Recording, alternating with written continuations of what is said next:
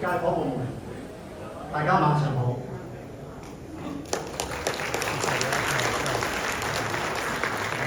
今晚我哋相聚喺呢度，唔僅係為咗一場嘅晚宴，更係為咗我哋共赴一個跨越60年嘅光榮之約。我係香港歌牧會會長鍾志亮，企喺呢度，我心中充滿咗感恩，因為我要感謝每一位嘅會員，每一位嘅業界伙伴，係你哋一路以來嘅支持，讓香港歌牧會從1965年呢個小小嘅火種，成長成為今日喺業界最具代表性嘅專業團體之一。回首呢一個甲子，我們嘅歷程堪稱為一個香港視光學嘅創立咗香港歌牧會。呢個係香港開埠以嚟第一個視光專業團體。學會以團結同業、發展視光業、造福社會為宗旨，開啟咗我哋嘅征程。我特別要提及嘅係1977年呢個關鍵嘅時刻，當政府首次要提議立法管制視光行業嘅時候，係我哋嘅前輩代表學會走進咗立法籌備會嘅會議室，經過咗漫長嘅研討及爭取，終於喺1994年換嚟咗視光學條例嘅視光師條例嘅通過，為我哋香港所有嘅視光師嘅專業身份奠定咗一個堅實嘅法律基石。從推動專業嘅註冊制度，到制定持續專業發展框架，再到積極參與公共健康教育，我哋始終係一個宗旨，就係推廣視光教育，維護專業水平，保護市民嘅視力健康。呢份不老難忘嘅歷史，係我哋每一位嘅會員共同努力嘅成果。所以請允許我向所有為學會付出過心血嘅前輩同仁致以最崇高嘅敬意。但係各位同仁，慶典只不過係回顧過去嘅成就，但係我哋要審視當下，籌劃未來嘅關鍵時刻。我哋必須要好清楚認識得到，我哋依家見起一個充滿挑戰性嘅時代十字路口。首先，我哋嘅經濟充滿咗變數，市民嘅消費更加理性，更加審慎，每一筆嘅開支都經過深思熟慮。呢啲對傳統上依賴於銷售商品嘅商業模式，直接成為一個好大嘅衝擊。市民尋到嘅係唔係最平嘅產品，而係最值得託付嘅專業信任。此外，數字嘅時代取代咗，或者係改變咗顧客嘅行為。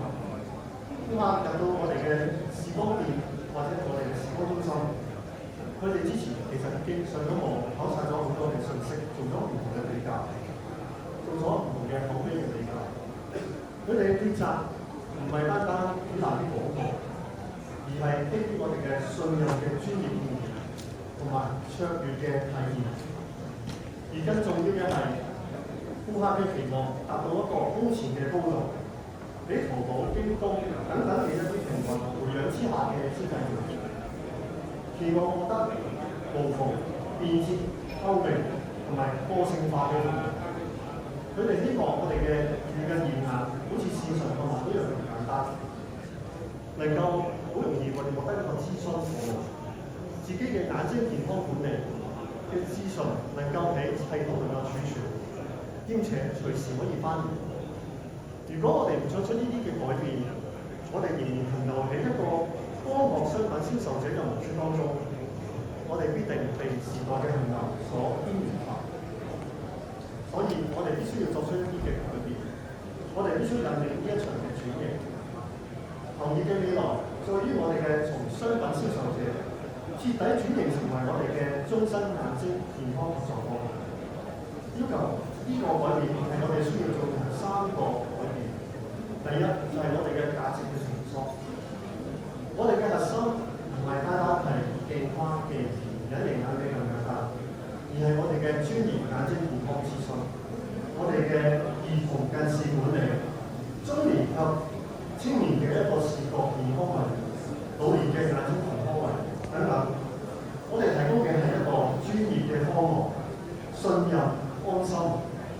更加係一個生活嘅質量。第二，我哋要將我哋嘅雙臂擁抱我哋嘅科技，讓 AI 成為我哋最得力嘅助手，提升我哋篩查嘅一啲效能同準確性，讓我哋有更加多嘅時間同我哋嘅顧客進行深度嘅溝通。我哋要構建一個數字化嘅平台，讓預約、複查等等嘅一啲過程能夠打造到一個無縫嘅客戶體驗。科技係我哋專業服務嘅一個追求嘅擴大嘅。第三點就係我哋要大膽創新，因為比如係一個地面製嘅眼睛研究健康檢查嘅話啦，訓練視覺套餐等等，呢啲嘅核心係將會同顧客基於一個一次性嘅交流，慢慢轉變成為我哋對人客之間嘅長期信任嘅服務關係。呢場嘅轉型深遠而且共大，唔係一個人、一個視光師或者一個組織機構所能完成。但係我堅信，我哋如果團結一致，必定能夠克服一切。我哋香港光學會承諾喺呢次嘅轉型當中，我哋將扮演更加重要嘅角色。我哋希望同政府同議員溝通，擴寬我哋視光師嘅執業範圍，與唔同嘅業界合作，制定一啲新服務嘅標準。兼且我哋希望同海外或者內地嘅協會聯絡，引入新嘅科技同本地嘅理念。各位同仁，60週年係一個里程碑，更加係一聲響亮嘅報告。眼前嘅挑戰